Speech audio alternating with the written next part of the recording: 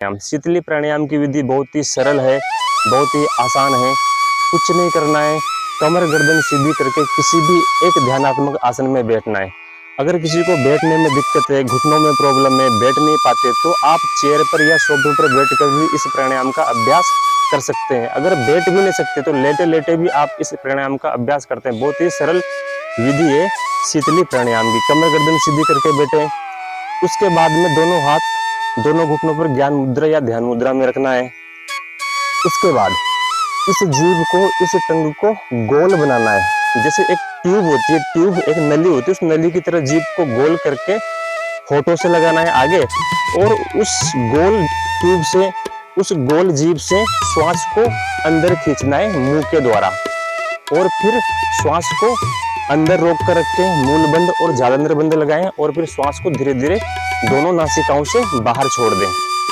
मूल बंद का मतलब होता है एनएस को ऊपर की तरफ खींच के रखना, और जालंधर बंद का मतलब होता है कुड्डी को कंठकूप में लगाना।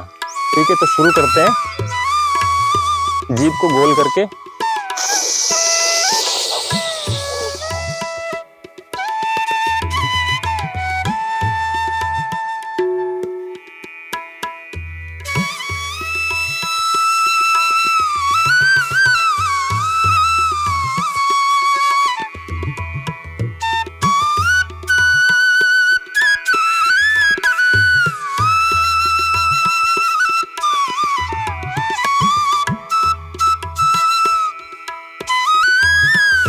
जितनी देर श्वास हम अंदर रोक कर रख सकते हैं उतनी देर रोक कर रखते हैं।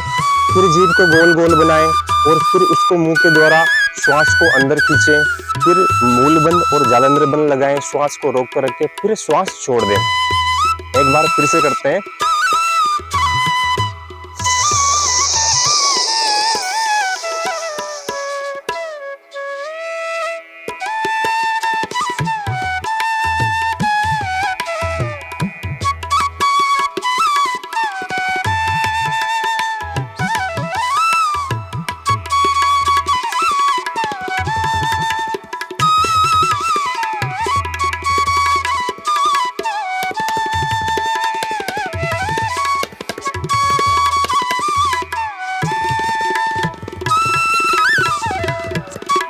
इस प्रकार शीतली प्राणायाम का अभ्यास रोज डेली 10 मिनट तक करें।